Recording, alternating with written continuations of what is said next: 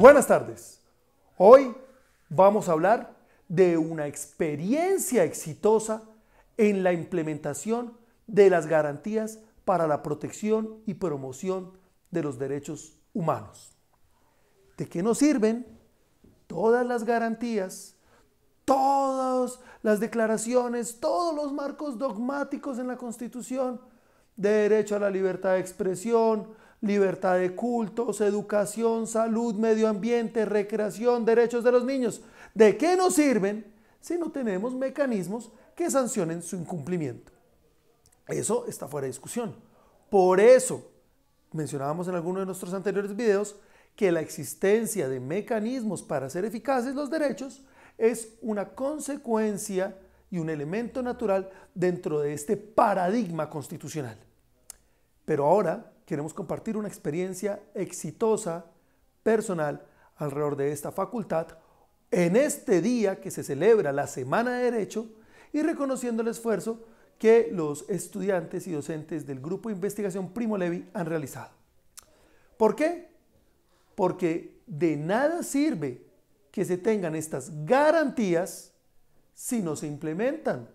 ¿De qué nos sirve tener acción de tutela, de cumplimiento de grupo popular, petición reivindicatoria, etcétera, si no las usamos? Toda esta experiencia personal comenzó porque el grupo de investigaciones realizó varios estudios sobre acciones ciudadanas. En primera medida, para cumplir los estándares que nos impone Colciencias. Unos estándares dignos del Ministerio de Educación, muy enmarcados en criterios internacionales y que poco responden a nuestras necesidades, que poco hablan del desarrollo rural, de la capacitación técnica, de la respuesta a nuestras crisis humanitarias y violación de derechos, sino a estándares cienciométricos, es decir, que el artículo sea citado en Scopus, en una base de datos que toca pagar y que normalmente son propiedades norteamericanas o británicas, y esa es la medición de la ciencia. Y no medimos el verdadero espíritu del desarrollo intelectual, del desarrollo académico y del desarrollo jurídico, donde el estudio, la investigación y la protección social tienen que traducirse en la positiva transformación de la sociedad. Y mientras más estudiábamos la eficacia de las acciones ciudadanas, veíamos que teníamos muchas acciones, muchos mecanismos y poca acción ciudadana. Así que, para no caer en esa trampa, en esa tentación de crear documentos y enviarlos a revistas indexadas en ISIS porque no hemos pagado la cuota o lo que corresponda, lo que se hizo fue una serie de acciones ciudadanas para la reivindicación de los derechos. Y eso es lo que queremos compartir en esta oportunidad. Nuestra primer gran experiencia estuvo centrada en una acción olvidada, llamada la acción fallida o la acción sin dientes. Es la regulada en el artículo 87 de la Constitución, la acción de cumplimiento. ¿Por qué estas denominaciones tal vez algo peyorativas? Porque el artículo 9 de la ley 393 del 97 estableció que las acciones de cumplimiento no podían causar erogaciones patrimoniales y eso limitó en gran medida su implementación. Ahora, las últimas interpretaciones han permitido cambiar esta acción porque crear erogaciones, pues todo crea erogaciones. Lo que está proscrito es crear partidas presupuestales, pero obligar al diseño de una política, a la readecuación de la misma, al ajuste con destinación específica de una partida general es válido. Fue así que se desarrollaron las acciones de cumplimiento, esperamos sentencia favorable, por dos temas bastante delicados.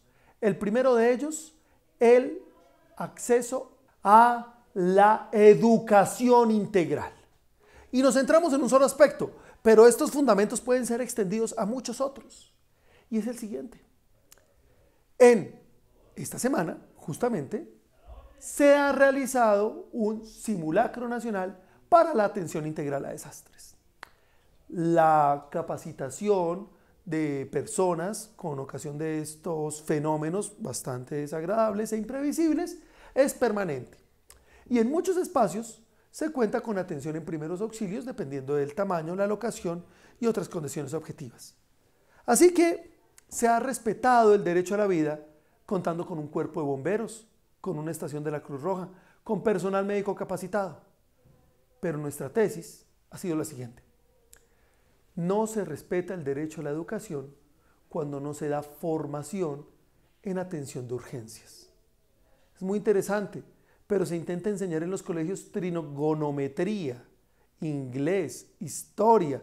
Su servidor sufría particularmente en la clase de dibujo técnico, nunca pude hacer una plancha decente. Le mando saludos al profesor Germán Abella, que nunca pude entregarle una plancha decente. Pero nos enseñan todo eso y no nos enseñan primeros auxilios.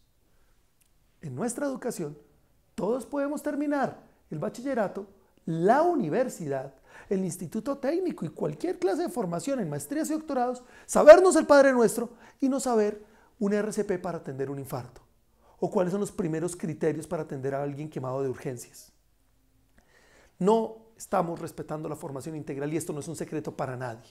No estamos respetando la formación integral porque tenemos un énfasis en lo memorístico, no estamos respetándolo porque tenemos un énfasis en el sometimiento pseudodictatorial. Siéntese, cállese, no diga, no haga, vístase la camisa, peluquéese. Con las niñas, bueno, también últimamente con los niños, no se ponga esmalte en las uñas, etc. Pero no enseñamos cómo cambiar una llanta, cómo destrabar a alguien cuando está teniendo una asfixia, cómo reaccionar frente a un trauma craneoencefálico grave. No sabemos lo útil y fallamos en enseñar lo, digamos, mecanizable. Entonces, en este ámbito es que hemos sostenido que se viola el derecho a la educación integral cuando los establecimientos educativos niegan ese acceso. Las universidades han tenido un avance en las últimas décadas, en los últimos años, con la educación en otras áreas que no sean estrictamente técnicos. Es maravilloso que un jurista sepa interpretar, pero solo hasta hace unos años se han empezado a enseñar en las aulas masivamente técnicas de oralidad y eso fortalece su formación integral. Es maravilloso que sepa los códigos, que tenga adecuada expresión oral, pero solo hasta hace poco hemos fortalecido otros espacios de formación integral, como la capacitación en artes, en técnicas. Una facultad sin música, sin cineclub, es una facultad que no es integral y que no completa el espectro de algo tan complejo como lo es el desarrollo humano. Pero hay algunos aspectos muy importantes que hemos dejado en el aire. Por eso es que se ha pedido como pretensión principal que se diseñe la política de atención en urgencias, que incluye prevención de desastres, prevención de accidentes cotidianos, atención a urgencias, atención a situaciones críticas, que cada uno de nosotros esté preparado y que no sea luz de un día saliendo a caminar en un pseudo terremoto y ya con eso estamos preparados para que no nos ocurra algo como lo que ocurrió en Armero, con toda la ilusión y la ficción de estar respetando los derechos. Y en este caso, el derecho a la educación, porque la educación no es sentarse a oír la repetición de un tercero. La educación es un fenómeno, es entender una realidad como un sujeto que se interactúa con el objeto. Era lo que insistía sabiamente Isabel Allende. El niño tiene que aprender tocando, palpando, tiene que ver las matas para aprenderse las matas, no verlas en el libro de biología. Tiene que ser un desarrollo con su contexto para que, en el sentido más estricto de la palabra, aprenda, tome para él y para su vida, para su sociedad, lo que se está enseñando. Bienvenida sea la regla de 3, pero que no la usemos para secarle el alma a un muchacho. Y utilicemos esto para promover la auténtica formación integral. De hecho, nuestra segunda acción de cumplimiento también iba destinada al diseño de una política educativa. Reitero que no podemos causar erogaciones de nuevas partidas presupuestales, pero sí podemos hacer un plan para respetar los derechos fundamentales. ¿Cuál era el otro aspecto? Pues la necesidad de una política en etnoeducación, es decir, en el contenido específico del derecho fundamental al multiculturalismo, según el cual Pues bueno, este multiculturalismo, ¿qué implica? La garantía de ser diferente dentro de otra nación o de la confluencia de naciones de la etnoeducación, es decir, un contenido, garantía dentro del derecho fundamental al multiculturalismo. Recordemos que el multiculturalismo es esa garantía colectiva, le pertenece a muchos, por la cual se tiene el derecho a como comunidad ser diferente. Evita la imposición, evita la destrucción cultural, mantiene el saber ancestral, el orgullo propio, nos contrapone otras épocas donde se despreció lo autóctono, lo latino, lo ancestral, lo indígena, lo negro, donde se impone un credo extranjero, donde se impone un dogma traído, importado y, claro, nos permite un elemento fundamental del multiculturalismo, la convivencia entre diferentes. Por eso el multiculturalismo es un derecho colectivo, pero que tiene todas las características del derecho a la igualdad. Ahora, este derecho incluye muchas garantías. Incluye la garantía de una jurisdicción propia, el pluralismo jurídico. Incluye la garantía a la participación política reforzada, el derecho a ser oído, la famosa consulta previa en las decisiones que le afectan, etc. Y también nos incluye el derecho a la etnoeducación, el derecho a ser educado en la propia lengua y costumbres.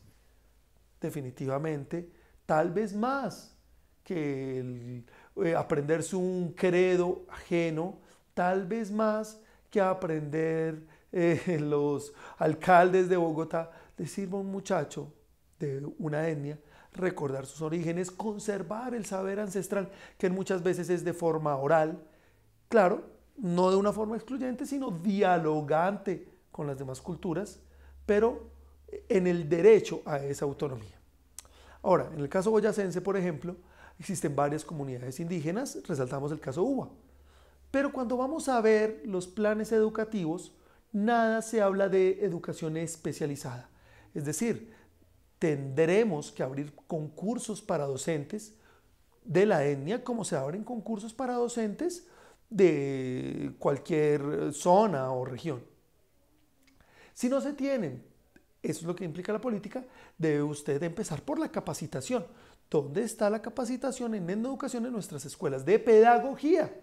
Así que en este ámbito de la formación integral ahora, en el equilibrio dentro de las diferentes cosmovisiones, es que se ha intervenido y que esperamos, aunque estos sean procesos muchas veces lentos y nos toque ser muy pacientes, respuestas satisfactorias. Nuestra siguiente experiencia exitosa estuvo centrada en una acción popular. Recordemos que los derechos colectivos, aquellos que no le pertenecen a un solo individuo, que son ejercidos por una comunidad de personas y que por lo tanto implican decisiones intercomunis que amparan a todos los miembros de estas comunidades, son protegidos por las acciones populares para evitar su vulneración o ante una vulneración inminente y por las acciones de grupo en los fenómenos donde la violación se consume y necesitemos una indemnización.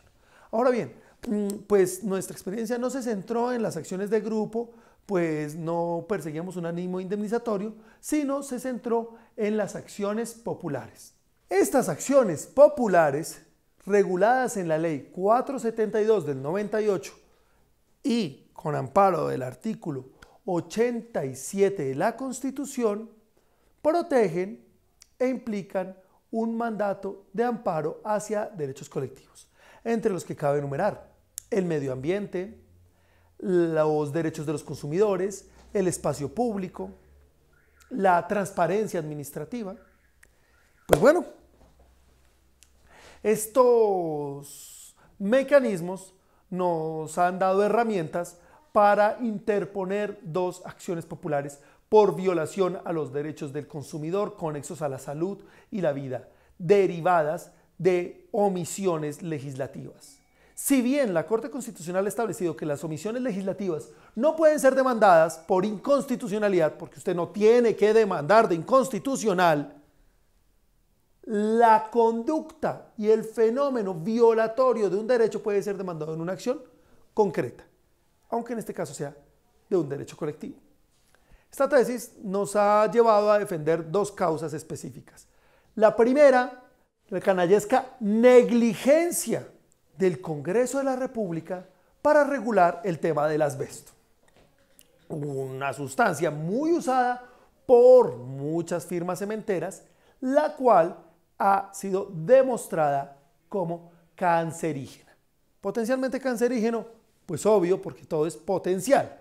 Y ese fue uno de los míseros argumentos que escuchamos en este sumario debate que archivó un tema muy delicado para los derechos de los consumidores, la salubridad pública y el derecho fundamental a la vida, reuniendo este incidente a una larga lista de impases que hemos tenido con el legislativo en la historia nacional. Recordemos la mísera reforma a la justicia que básicamente establecía beneficios para los mismos legisladores, que fue firmada sin leerse por Simón Gaviria. O recordemos cuando el Congreso en pleno se paró a aplaudir a los paramilitares, o recordemos a los 50 senadores presos por parapolítica. También podríamos recordar, hablando del tema de asbesto, este personaje tan folclórico que salió a decir en medios nacionales que el cigarrillo electrónico causaba sida. Y estos fueron los debates puro producto del lobby y del interés, los que también influenciaron el cierre del debate de asbesto.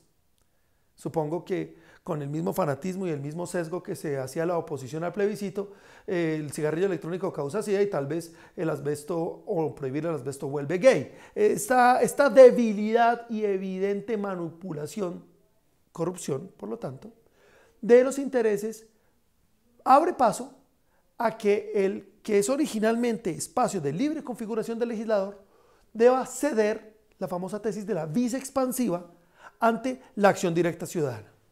Se requiere una regulación y una prohibición de elementos probados como peligrosos y dañinos para la salud. No estamos regulando quién produce, dónde produce. Podemos en este momento construir un jardín lleno de asbesto para que estos muchachos no vivan 20 años y no hay ningún problema para el legislativo. Eso ha hecho que sea la acción ciudadana la que tome medidas en el asunto. Nuestra segunda acción popular fue con ocasión de la derivación del caso Johnson & Johnson.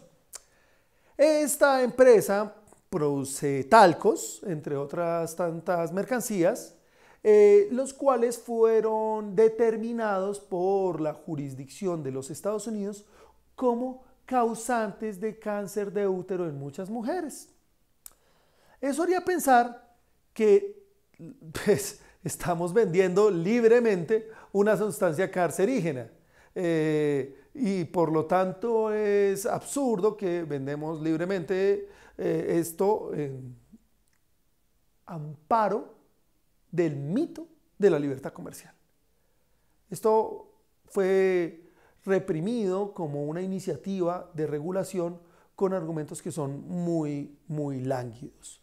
Que no podemos preguntar todas las sustancias por el respeto a la propiedad intelectual, pero la salud y la vida de las personas no puede ceder a la propiedad y al interés empresarial, cuando hay indicios de que es altamente dañino para la salud. También existía un argumento, la monería de algunas superintendencias es increíble, según el cual no podemos saber si la persona sufre cáncer por esta sustancia de Johnson & Johnson o por otra. Y ese argumento absolutamente impertinente, los componentes de una sustancia están en ella, me recuerda cuando salía de una cámara de comercio a mencionar que no se podía demandar a Coca-Cola por sustancias extrañas en el contenido de las botellas porque no sabíamos si la persona había metido algo en ellas. Entonces, una cosa es tener cargas probatorias y otra que una entidad nacional con funciones públicas, aunque sea privada, diga que no se puede demandar a una empresa.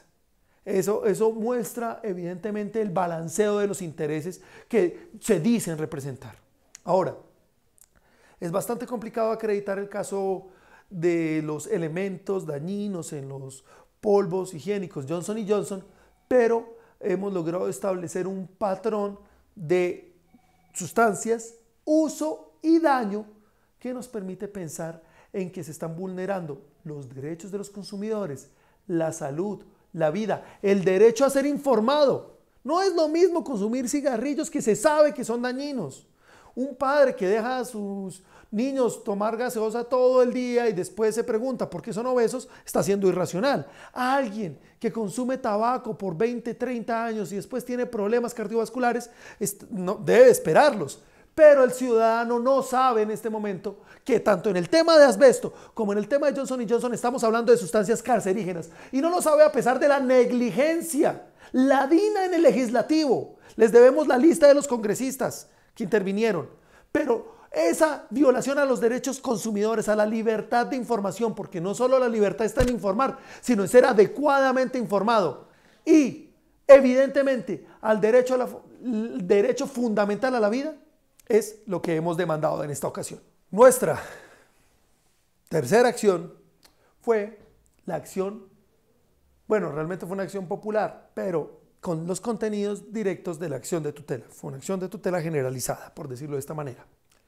¿Por qué? Porque consideramos que además esta acción permite que cada ciudadano que se sienta afectado como individuo pueda interponerla en calidad de acción de tutela.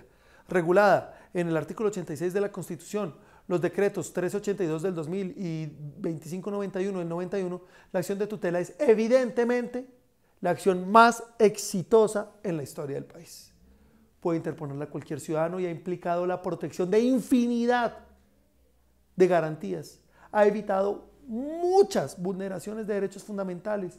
Nos ha hecho a todos sentir ciudadanos activos. Nos llevó la justicia hacia los derechos fundamentales y no hacia las leguleyadas, las ideas rebuscadas, el recoveco de la exégesis normativa, sino al meollo de la dignidad. Por eso, cumpliendo esta voluntad de impacto positivo, nuestros siguientes videos van a ser unas indicaciones ciudadanas sobre la acción de tutela y el derecho de petición. Y bueno, en este caso, ¿cuál es el tema que se interpuso? Una violación al derecho a la vida digna y a la vivienda. El derecho a la vida no es solo la supervivencia biológica, es también contar con instituciones que la protejan y promuevan, como la Fiscalía, la Defensoría del Pueblo, la Policía Nacional. También es proteger la expectativa. Por eso la Corte Constitucional consideró que el tipo penal de aborto era constitucional. Después vinieron hordas fanáticas como el entonces procurador a decir que acababan de legalizar y promover el aborto, lo que es absolutamente falso, en una estrategia que se venía desde esa época y que hoy es más visible que nunca, de desinformar, manipular y generar pánico alrededor de lo que es una bajeza, la creencia y la fe de la gente. Y bueno, este derecho a la vida tiene una cuarta característica, que es la vida digna. No basta con sobrevivir biológicamente, sino que esa vida tiene que tener unas condiciones de desarrollo.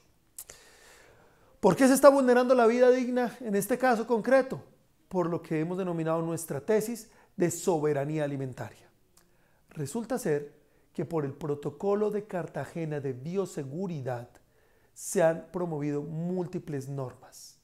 Acogido por ley de la República y desarrollado por resoluciones como la 970 del ICA, en este momento se requieren certificaciones y semillas avaladas para sembrar la tierra nacional. El campesino no puede utilizar sus propias semillas. Tiene que utilizar las que le avala el ICA según normatividades internacionales y vendidas por empresas extranjeras. Entonces, de ahí fue que encontramos el paro agrario hace unos años en Boyacá. De ahí es que vemos la miseria del campo al que se le falló ignominiosamente, se le falló de la manera más miserable, ahora que no tenemos acuerdo de paz. Esta era la vocación de frenar el acuerdo de paz. No tenemos garantías de apoyo a los campesinos, búsqueda de desaparecidos, infraestructura social, que era uno de los grandes acuerdos. No tenemos compromisos de subsidio al campo. No tenemos ahora la urgencia de también eliminar estas resoluciones que imponen estándares externos muy costosos a campesinos que no tienen además apoyo económico oficial. Y nos quedamos además con 1 millón de hectáreas sin utilizar y otros tantos sin legalizar y explotados por particulares que no lo reportan como impuestos. Ahí nos ahorraríamos la reforma tributaria. Pero claro, ahí es que clavar al señor de la tienda y no al hacendado promotor de despojos. Entonces, estas resoluciones, identificadas y muy desarrolladas por varios de nuestros estudiantes, como en la tesis de Luna, fueron demandadas y esperamos su declaratoria de nulidad por vulnerar mandatos constitucionales y legales: la igualdad ante la ley, el deber de promoción del interés nacional, la libertad económica que tanto alardeamos y que no se la damos al débil, y por supuesto la vida digna.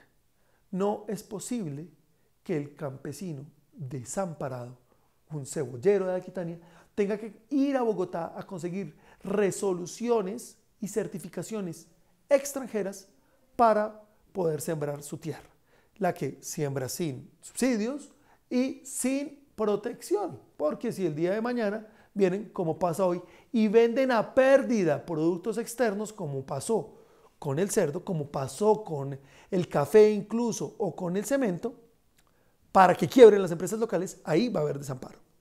Bueno, contamos con una declaratoria de nulidad y contamos con que los campesinos se mantengan unidos en este fenómeno, que sean responsables en el uso de las semillas. Contamos con que el ICA se dedique a la promoción del campo y no a ver nuevamente quemar bloques de semillas porque no sirven en los estándares que puso un extranjero. Y contamos con que se recupere el apoyo al campo. Nuestra última forma de acción, interpuesta en esta fabulosa experiencia de transformar positivamente la realidad a través de los grupos de investigación, fue la acción de inconstitucionalidad. Notablemente dos acciones de inconstitucionalidad. La primera, puesta contra el Código de Policía, y la segunda, por la necesidad de limitar algunos aspectos presupuestales del polémico tema de las corridas de toros. Ahora, la acción de inconstitucionalidad, regulada en el artículo 241 de la Constitución, que establece las competencias de la Corte Constitucional, y el decreto 2067 del 91, permite declarar la inconstitucionalidad, es decir, la contradicción de una norma con los mandatos superiores y constitucionales, y por lo tanto, como sanción, declararla inexequible, es decir, desproveerla de valor jurídico. Muy bien. En materia del Código de Policía, la intervención y la demanda pedía la declaratoria de inconstitucionalidad y la sanción por inconstitucional de varios apartes del Código de Policía. Realmente no es que fueran tan visibles esos aspectos demandados, pero por técnica de demanda constitucional uno no puede demandar la constitucionalidad condicionada. Es decir, que la norma sea vigente, pero siempre que se le dé un sentido. Sino que debe demandar la inconstitucionalidad y ya será la Corte la que fije ese efecto, que es el que esperamos en los próximos meses. Estas serán posiblemente las primeras acciones de las que tendremos conocimiento. Bueno, pues creemos que hay que hacer algunas precisiones sobre, por ejemplo, el deber de informar las marchas 48 horas antes, lo que limita el derecho a la manifestación pacífica y pública. También algunas limitaciones o algunas claridades sobre, por ejemplo, que la policía tiene que privar de la libertad a quienes cometan determinadas conductas, sin un margen de apreciación como el circunstancial y sin determinar la gravedad o la proporcionalidad de esas conductas como el irrespeto a la autoridad. Finalmente, tienen que haber algunas condiciones, lo que sería una sentencia aditiva, para que no vulneren derechos fundamentales, intervenciones de la policía como el cortar los servicios públicos cuando haya disturbios absolutamente ilegítimos dentro de la comunidad. Y un último aspecto que sí es solo falta de técnica legislativa, no me sorprende, y es que la policía puede entrar a una habitación, un domicilio, sin permiso, cuando alguien lo solicite adentro. Ahí hay una contradicción lingüística elemental, una contradicción ontológica, semántica, que pretende al mismo tiempo mostrar que pueden entrar tal vez sin orden judicial cuando los residentes lo piden, bienvenido sea tal vez, o que puede entrar sin permiso y que después hay un acto de rectificación. Estas confusiones que se dan por la falta de técnica legislativa son las que se esperan aclarar en la demanda. Bueno, Pues la otra acción que interponíamos era contra las corridas de toros. Ha sido polémico, ha causado mucho revuelo a nivel nacional, tal vez demasiado, comparando otros problemas que poseemos. Nuestra tesis fue intermedia. Muchos no compartimos el acto de torturar un ser vivo como espectáculo, pero sin embargo nuestra legislación y nuestra estructura jurídica es muy limitada, porque no son titulares de derechos los animales, y este toro es un bien de su propietario. Ahora lo que definíamos es que pues, el propietario técnicamente dispone de sus bienes, y eso sería coherente con el uso para alimento de los animales y similares, o para recreación. Pero lo que sí es completamente absurdo, y en eso está centrada nuestra demanda, es que se tenga que hacer con fondos públicos este espectáculo, y que haya un margen de disposición de libertades individuales, bienvenido sea, pero que no tengamos suficientes fondos para pagar los contratistas, para educación, para promover becas, etcétera, pero sí lo tengamos para promover una corrida de toros, no es nada más que irracional. Así que ese ha sido el centro del análisis. En todo caso, comenzábamos hablando de cómo esta es una experiencia exitosa. Y es una experiencia exitosa no solo por la necesidad de transformar la realidad, sino porque hemos encontrado un mecanismo fabuloso en el que los estudiantes se sienten útiles en su sociedad. El ver a un muchacho cómo desencripta la jurisprudencia, cómo escribe de buena voluntad porque siente que son acciones propias las que transforman positivamente el entorno, ha sido también una experiencia exitosa de la enseñanza del derecho. Hay un mito de la enseñanza del derecho en el orden enciclopédico. El derecho no se memoriza, no se aprenden los tipos de bienes, y los bienes se clasifican en inmuebles, y los muebles se clasifican, etcétera, etcétera, etcétera, etcétera. Así no se aprende el sistema de derecho. El derecho se aprende problematizándose. Y los problemas que deben afrontarse son los más delicados para la sociedad. Y resolverlos es lo que crea auténticas competencias en nuestros juristas. Por eso, un saludo para todos los muchachos que formaron parte de esta experiencia y un reconocimiento por el éxito de la misma. Muchas gracias.